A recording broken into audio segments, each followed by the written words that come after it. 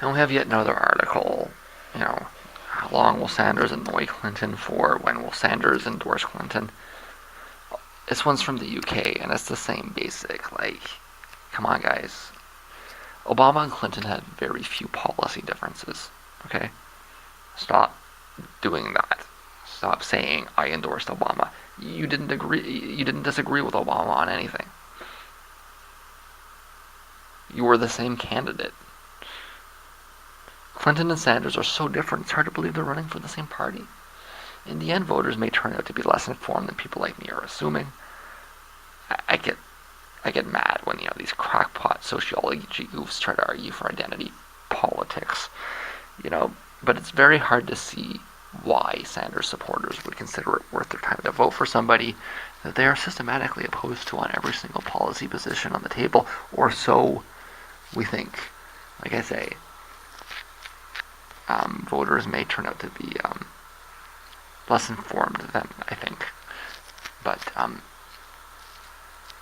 I couldn't imagine them being so uninformed that they'll go out and vote for her. The truth is that Clinton and Trump are closer together than Clinton and Sanders are. I know the media is trying to do this Trump-Sanders thing, it's like, Clinton versus the world. But if you look at policy positions, it's Clinton and Trump are much closer together than Clinton and Sanders are. Sanders lost a three-way race early in his career and never seems to have gotten over the guilt of being responsible for electing a Republican. I don't know what the precise consequences were, but he's still holding on to this. So the circumstances are going to have to be extreme for him to avoid endorsing Clinton. But his supporters are a different story, okay? If it wasn't for that, traumatic experience early in his life, all logic would suggest that he should not endorse her. And it's a different scenario than we've seen in a long time. All of these past metrics, all these old arguments, none of them are applicable. What Stein is going to need is a tipping point. There was a lot of mathematical research that came out about this around the Arab Spring. What was learned was that you need to sway only a small number of people to spur a movement. In fact, that appears to be what happened with Sanders, too. Let's remember, he went from 10 to 45 almost overnight. It wasn't gradual. Okay, it wasn't a process. It was just like we all woke up one day and there was Bernie Sanders, right? And there's a lot of literature out there about this. Stein's team should be reading up on it, because what it suggests is that she doesn't need to go after all of Sanders' supporters, but just enough of them to get that tipping action.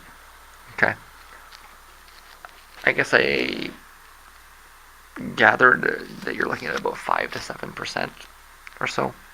5 to 10%, let's say, of the population that are to the left of Clinton that just want to do it. If Stein can, tap into that and start polling around 5, 7, 8, 9, 10%, and I mean, it's not a polling. Most people don't read the polls. It's word of mouth, right? It doesn't really matter what the polls say. It matters what people say when they talk to each other, right?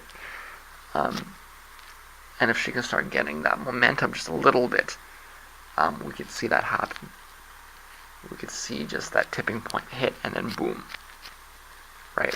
We've got the feedback cycle. We wake up one day and the Greens are running at 30%. And then, it's, you don't get that back in the tube, right? That's what, you kind of gotta hope actually happens.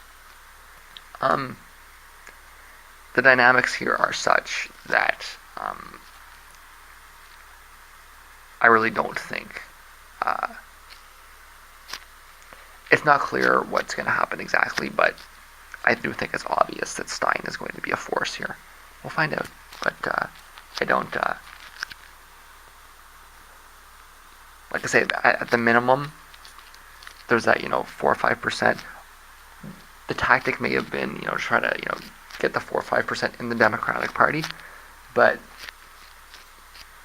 maybe they did pull them into the Democratic Party, but now none of the reasons that they signed up are valid anymore. So, you may have awakened people, but you've awakened them to their disenfranchisement, right? And if they are going to be involved, it's going to be one of these other parties, right? And I mean, the Greens are the biggest, third party on the left that's out there. So I don't. I don't see how this turns out any other way. And if you're in the UK, that should be obvious to you, because you see that, two parties are not enough for a spectrum in most democratic countries.